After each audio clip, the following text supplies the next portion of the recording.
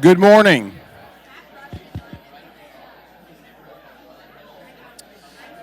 Good morning. I'm Ben Ayers. I'm Dean of the Terry College of Business. It's my pleasure to welcome you to Terry Third Thursday here at our Terry Exec Ed Center. This is the home base of our Executive MBA, our Professional MBA, and now our new online MBA program. It's also our home base for our non-degree Exec Ed programs. This week, our new class of Executive MBA students are actually in Athens for their week-long residency to get their program started off. And then in about a week, we'll welcome our new class of Professional MBA students, as well as our first class of our online MBA students. So lots of activity here in Atlanta, as well as online. I want to thank you all for being here today. I want to thank our alumni board for once again organizing a great event. This is a terrific series that we obviously could not do without their generous support and organization. And also please join me in thanking Synovus, who's our corporate sponsor, as well as our media sponsor, WABE. So please join me in thanking them.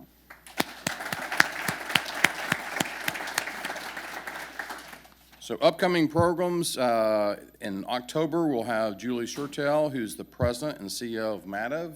And then in November, we'll have Ryan Oliver, who's the former managing director of U.S. and Canada X Next, who was formerly known as Twitter Next.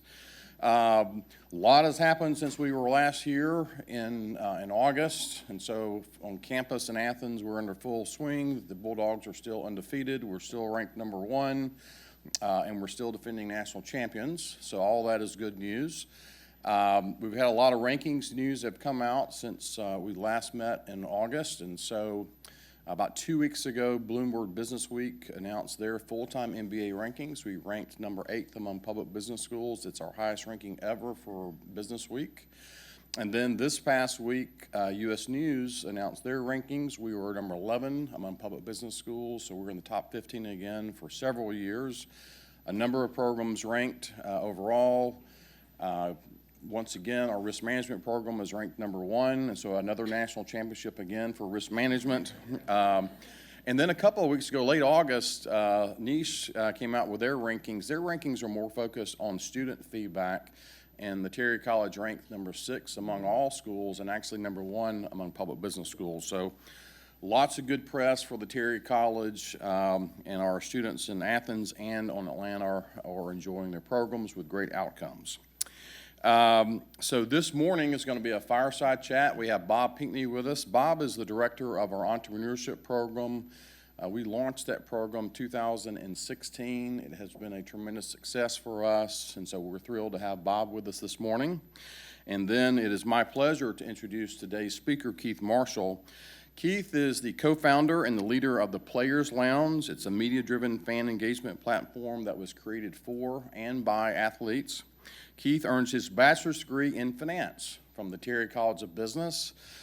You all remember him. He was a star running back for the University of Georgia. He was also a star student at the University of Georgia as well. He played in the NFL for a few years with a team that is now known as the Washington Commanders. And then after that, Keith earned his MBA from the Goethe School at Emory, and he focused on strategy and finance. During his last semester in his MBA program, he co-founded the Players Lounge with a group of former teammates. And what started as a side project captivated him, and he knew he had to put his entire energy behind this project. And so now the Players Lounge is a platform which allows current players to connect with their fans and to leverage the value of their name, image, and likeness. We've all heard that before, NIL. That's a big deal. And it now finds itself at the center of a massive shift in the collegiate athletics industry. Keith and the Players Lounge have stayed nimble and constantly adapted their plans as they help shape the future of collegiate sports and entertainment. In so doing, the team has realized over $1.4 million in revenue and worked with more than 300 student athletes since launching in January of 2022.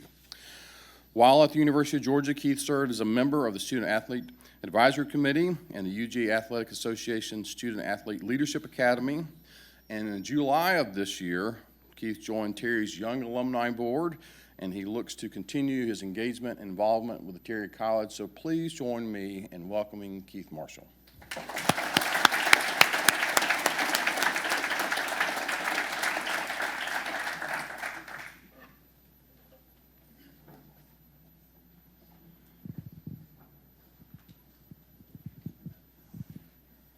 Hello, hello.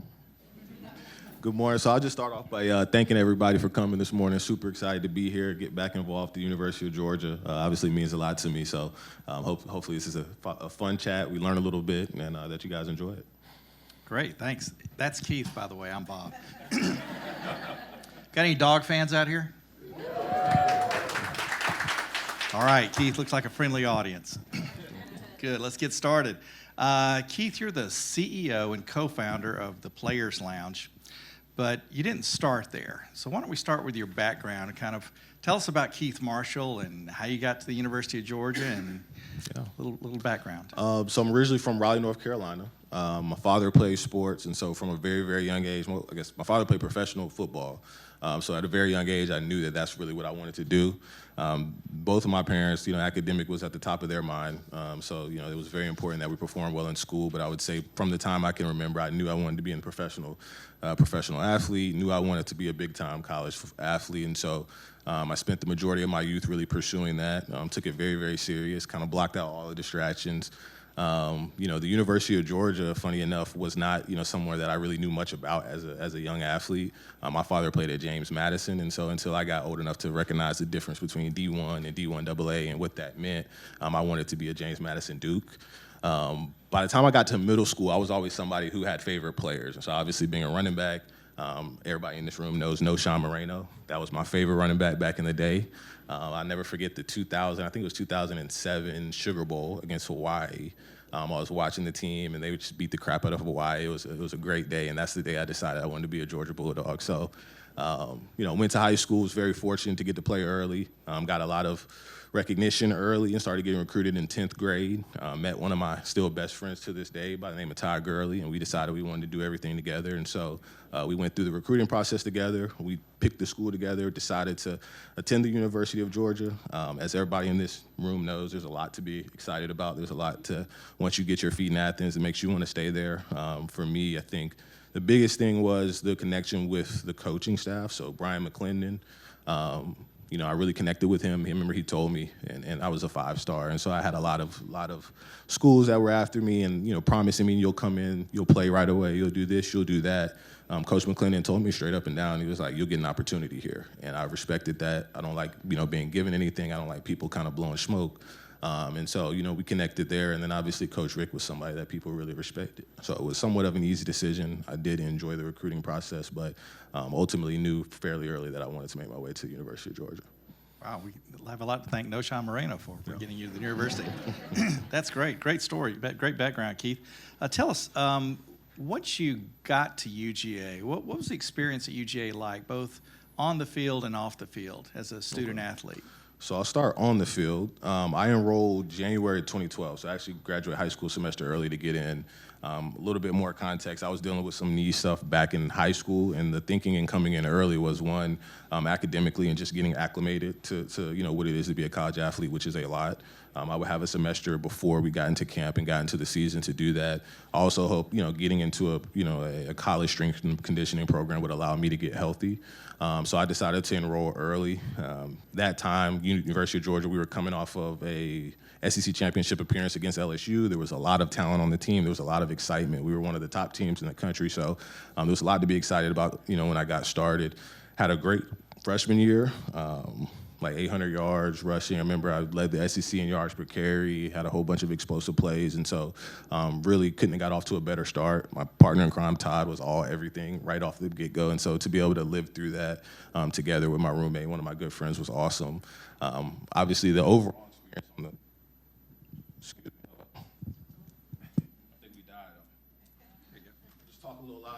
the overall experience on the field was certainly up and down. So going into my sophomore season, wasn't super healthy, but ended up blowing out my knee against Tennessee.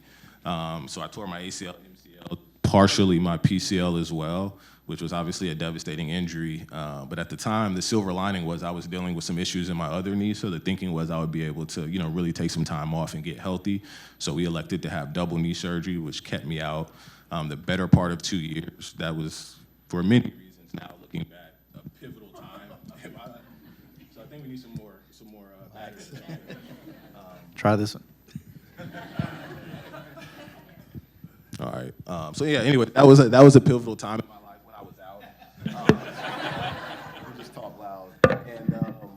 spent the better part of 2 years rehabbing. In 2014, I ended up redshirting, and that just happened to be the same year that we got some guys in by the name of Nick Chubb and Sony Michelle. So they had a phenomenal freshman season. And by the time I got back my senior year, obviously I saw my role diminish a little bit, but was still very fortunate to be a part of the team, got to play a little bit, and got, chance to go to the combine and get drafted and begin to live off that. So, the experience as an athlete at the University of Georgia certainly had its ups and downs on the field. Off the field, I couldn't have asked for a better experience. I started off as a business management major, really enjoyed that process. By the time, my sophomore year came around and I got injured, I realized that, I probably should put a little bit more focus on, academics. And so I decided to switch to finance, which was more interesting to me, a little bit more challenging. And so I made that switch. Like you mentioned, I got involved in some different student-athlete representation groups and got more immersed kind of in the experience of being a student-athlete at the University of Georgia as opposed to being just solely focused on football. And obviously that has paid dividends now, but looking back at that time, I wasn't very, very much focused on football. So the experience up and down, wouldn't change it for the world, but very, very proud and happy to have had that. That's fantastic. Being a student athlete is tough. Yeah, I see it every day in the classroom. Can you address that a little bit about how difficult it really is to be an athlete at a stellar level and also be a good student?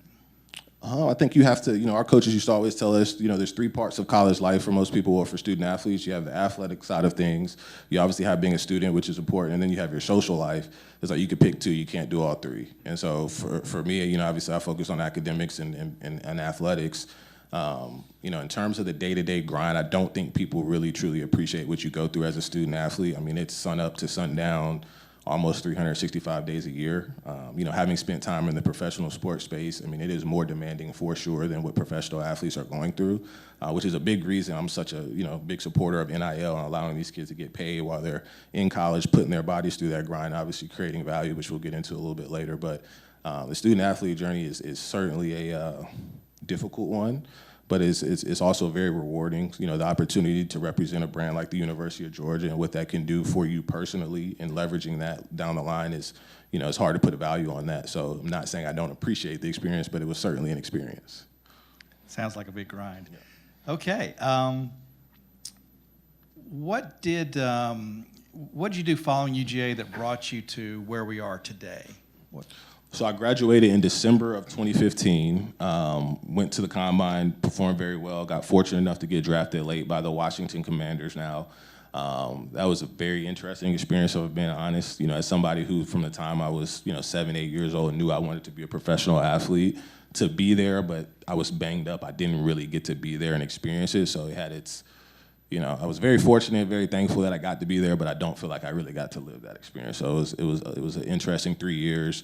My rookie year, I tore my UCL in my elbow, so I missed that season. And then my second year, I ended up tearing my patella tendon in the same knee I blew out in college, and spent 2 years rehabbing from that. And so that was pretty much, the end of that pursuit. As with, I would say, most athletes, that transition from, okay, I know what I want to do, I know how I spend every waking second, I know what I'm pushing for every day, kind of where I'm, creating and driving value to, like, I have no idea what the future looks like. I don't know what I really want to do outside of sports. I don't really have any real world experience outside of sports. It was certainly a humbling experience and not an easy one. It's probably the most difficult thing that I've been through. And fortunately, I had a network of other athletes that have also experienced that, and I was able to lean on many of them and people that had been through that before me as I was working through that journey. But it was not easy. What I ended up doing was just kind of putting one foot in front of the other, figuring out how do I go about determining what I do want to do long term.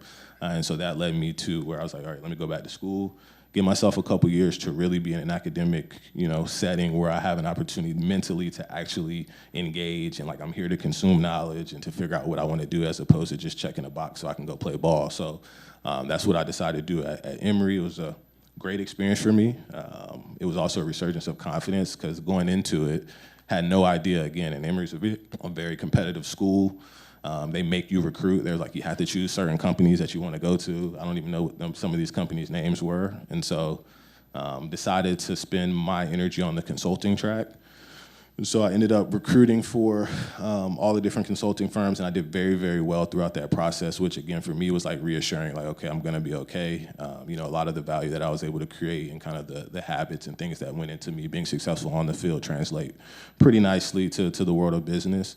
I spent the summer at McKinsey and Company, and I decided to sign with them to go back full time.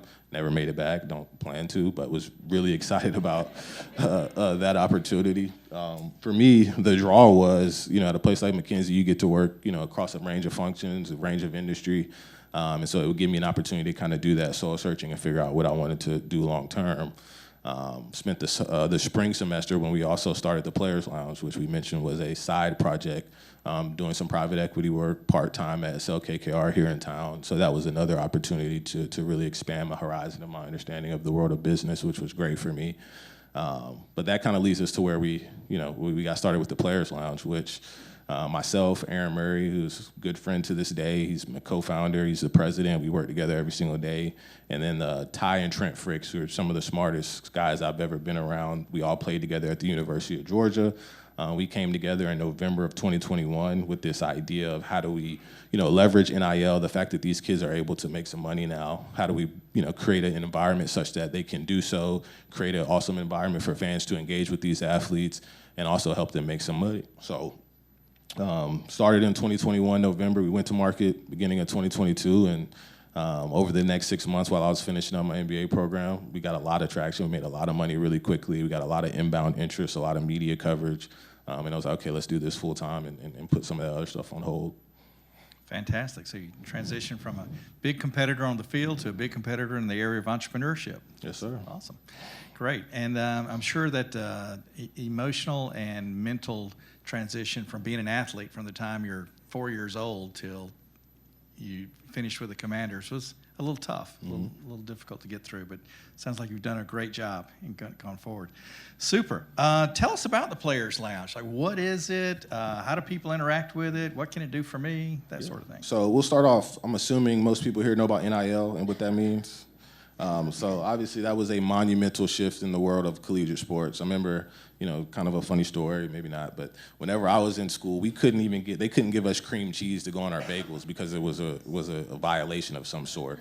And so, you know, we really had no ability to, you know, financially leverage kind of the platforms that we had while we were, you know, in school and kind of in front of a lot of people. That changed in 2021. And so now student athletes are able to go out, get sponsorship deals. They're able to go out and do the same things that every other human being in the world can do, which is monetize the value that they create.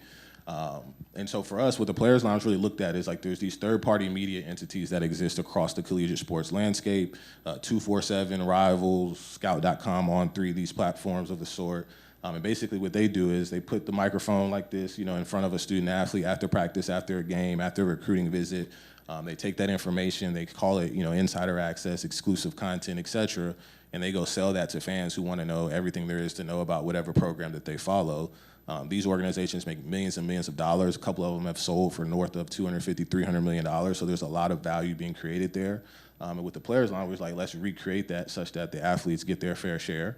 And so that was the initial model, was to just basically innovate on something that had been around for many, many years, but because of new legislation in the collegiate sports space, there was an opportunity to rethink the way that it worked.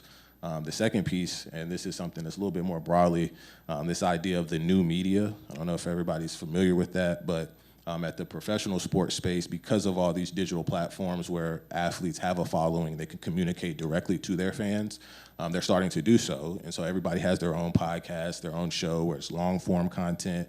You know, as an athlete or an influencer, you really get to, you know, articulate yourself, you know, your position on things, what you felt about the game last week, coming up, who you are, where you're from, what's important to you, et cetera.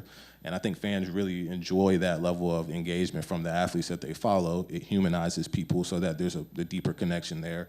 And so we really wanted to combine those two things to create that type of a platform in the collegiate sports space. And so we launched in January 2022 at the University of Georgia, of course. It was well received. Like, we made a lot of money very quickly. And, you know, I'll kind of throw it back to you to continue that. Okay. Well, can you explain to us how it works and how it fits in with NIL and sort of the whole ecosystem? So one of the things I'm very particular about communicating when I'm talking to people is that we are not like a collective. We're not donating money to student athletes. Everything that we're doing is basically trying to recreate the traditional ways that, they've engaged and make sure that they get a piece of it. So, as a fan, you come to our platform, you go sign up, you give it, you put your email in, you create a password the same way you do any type of subscription type product. What you get is on behind the paywall, there's exclusive content. It's all athlete centric, so it's not a beat reporter giving you their opinion on an athlete. It's the athlete communicating directly how they feel about things, which is new. It's kind of like that direct to consumer type model of media and engagement. We also have opportunities for fans to engage digitally and in person with these athletes, so to try to create more of an immersive experience for the consumer. So we've done things like private chats to where if you're a fan, you get to come on the platform. You get put in a room with 3 or 4 student athletes. You get to pick their brains, et cetera. We've done things like live video streams to where as a fan, you get to ask Q&A or you get to see Aaron Murray sit down with Carson Beck and you can kind of be a part of that experience. The last piece and the thing that we do that the traditional companies that I mentioned in this space do not do is we have a lot of in-person events to bring the community together to engage with the student athletes, both current and former. So we've done things like tailgates, meet and greets. We've done golf tournaments. We've done all kind of activations to really create that community around the collegiate athletes and their fans. And so as a fan, that is what you get for supporting. Also knowing that, hey, I'd rather get my news and kind of content from here where I know it's supporting student athletes as opposed to these third-party entities that are, primarily focused on driving clicks, positioning things however, with little to no regard to how it reflects on the university or the student athlete. So you're a student athlete fan interactive platform that's sir. really focused on the student athlete. Fantastic. Now, the Players Lounge has evolved over time. Like any entrepreneurial endeavor, you pivot, you do different things. What's happening with the Players Lounge? Where's it come from, and where do you see it going? So the biggest pivot that I'm very proud of is everybody remembers the NFT craze, of course. So our initial go-to-market was Web3. So we sold these little digital passes. As a fan, you bought it, and that served as your subscription. So everything was token-gated is what they called it. So like if you had this in your wallet, then you got access to the content. Then you could come to the events and et cetera. Obviously, the bottom fell out of that, over a year ago, and so that was no longer viable in terms of how do we position this to the consumer. And so we've had to pivot. A lot of the initial kind of engagement techniques that we use, we've now built into our own, kind of unique platform. But the biggest shift has, and it's really been a challenge, has been how do we get away from that whole NFT market and people think crypto, first thing they hear is, Bitcoin, scam, these apes, what's going on? And so we really don't want to dive in that world at all. So that's been a pretty big shift. We've also changed the way in which we engage with universities, been somewhat forced to.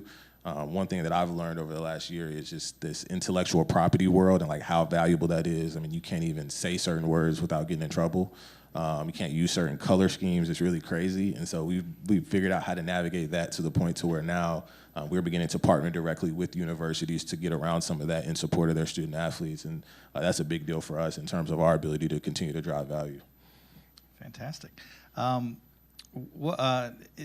What does competition look like? Are other people doing the same thing you're doing, or what does the competitive landscape look like for TPL? So what I typically say to that question is that we're competing versus the traditional platforms that I mentioned for eyeballs of the consumer. In terms of other new type companies that are trying to push forward the same model, there is one. From the competitor and me, I think we're beating them. They really are kind of a step behind us, and that's the God honest truth. I don't want to get into too much detail there. But there is one other player in the space that's trying to put a similar model. They're called Mercury. They're out of up north, and so they're more in the Big Ten, whereas we're kind of situated in the SEC. But for the most part, this is such a new industry. We are kind of trailblazing it and what it's looking like. So there's not a whole bunch of competition in this space. Okay, good deal. In your personal experience with a background as a student athlete, how did you leverage this platform in your own life? I think while I was, at the university, I tried to treat people the right way. I tried to represent myself, represent the university the right way. I was fortunate, again, to have parents that made sure I did so it wasn't, necessarily a personal choice all the time. But doing so now, being past that time and having transitioned into life after sport, I have an appreciation for the doors that can open up And so one of the biggest things I try to communicate when we're dealing with these student athletes is like, hey, while you're at the university, you're gonna have so many eyeballs on you. Even, you're downtown in Athens, at the bars, whatever, you're interacting with people. You never know who these people may be, 10 years from now. So just make sure you represent yourself the right way, you engage with people the right way.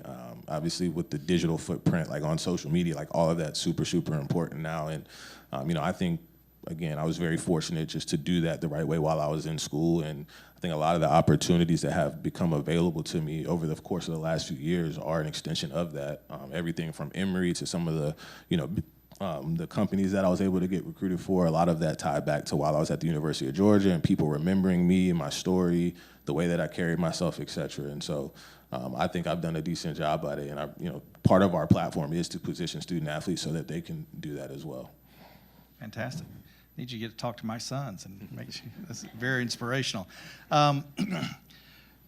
You're clearly on an entrepreneurial journey. What have been some of your biggest challenges, lessons, ups and downs as you've come down this entrepreneurial road? I think one of the biggest things that I still struggle with, to be honest, and that's why I try to get people around me that have more experience, is like in athletics, particularly football, you have so much structure where you know exactly what you're supposed to do. You have somebody kind of breathing down your neck telling you to do it, whereas an entrepreneur, there's not a lot of structure. You're trying to create structure. I am my own boss. Nobody's telling me when or how to spend my time or anything like that. So that has been an adjustment that's required me to grow in new ways. I think, the overall challenge of the entrepreneur is trying to manage a million things at once, trying to raise capital, trying to figure out how do we hire people, how do we, deal with this fire or that fire, and that has not been super fun process, but I know it's part of the journey, and I do feel like I've, kind of building my tool set, if you will, and have been through so much over the last year. In terms of like challenges specific to the Players Lounge, I think a lot of it has dealt with the fact that we are operating in a space that's brand new. Being NIL, there's a lot of stuff that has not been really formalized in terms of what the rules are, what you can and can't do, the way that the universities are engaged, the way that the student athletes are going to engage. And there's a long way to go before that is something that's pretty standard across the board. And so having to navigate that and pivot quickly while also trying to provide a value to the consumer has been a challenge. It just has been. So you're accustomed to having a playbook, and now in this game, you're having to write the playbook as you're on the field. Absolutely. It's fantastic. What lessons from your career in athletics have impacted your journey? I would say so. One of the things and it really started while I was at Emory. I mentioned that there was kind of I went through a period where I probably wasn't as confident as I had traditionally been, just because it was a new space. I wasn't super sure of myself. But I think a lot of the things that are required of athletes in order to be successful, being willing to outwork people, understanding how to overcome obstacles and fight through it, how to take feedback and incorporate it and get better as opposed to kind of shutting down. Obviously working amongst a team of people, trying to figure out how do we coexist so that everybody has an opportunity to, reach their individual goals, but also create an environment where the team is situated to win. I think all of those things are tremendously valuable in the world of business, and as I've grown in this space, I've become more and more aware of that. And so I think those lessons have certainly positioned me for success thus far. Sounds like a very strong competitor we have here. Your growth plans for 23, 24, and beyond, what does that look like? So right now, I'm very excited. We're not all the way done yet, but we're closing our seed round, which has been a 9-month process. It's not the best time in the world to be raising capital, as I'm sure many people know. And so I'm excited to get that behind us and really have some resources to explore some different opportunities. We have recently partnered with 3 universities. We just got the green light to partner at Georgia, so we're super excited to get that formalized. But we have a partnership with the University of Tennessee and then Clemson. We would like to continue to expand upon that. Those partnerships from, everybody talks about moat and all that stuff, and what it gives us access to is pretty strong. We have the ability to leverage all their intellectual property, use the facilities. So some schools are even giving us internal staff, and so we're becoming an extension of the university's athletic department.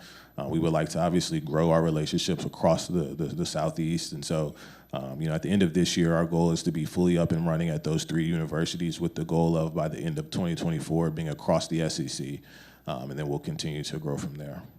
That's great. Now, having yourself and Aaron at the top of the pyramid there obviously helps with these colleges, right? Absolutely. I think, one of the more difficult things that I think a lot of the other groups and people, when you deal with these universities, is just having access, the ability to go talk to somebody. Like, I'm very fortunate that obviously we know like Josh Brooks and the people in the athletic department to where I could pick up the phone call and go have a conversation and pitch them on what we're doing.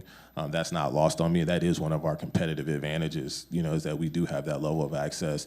The other thing is when we're dealing with the student athletes, we've been in their shoes. I think there's a healthy level of respect there. And so they're able to open up to us. They trust us. And, they kind of, I don't want to say follow our guidance, but they're just a little bit they don't have their guard up as much because they know that we've been through what they're going through. So I think our experience and our backgrounds as athletes is pivotal to what we're doing. Okay, very good. Very good. What does success look like for the Players Lounge long term? So, like I say, this space is so new. It's still defining itself. Our ultimate goal is to establish the Players Lounge as a, kind of a hallmark in the collegiate sports landscape, being the platform that is for athletes to communicate their brands, to represent themselves the way that they see fit, create branding opportunities that, will help sustain them in life after sports. So, hopefully we get here in 2025, 2027, whatever the year is, and the Players Lounge will be known across the entire college world. That's fantastic.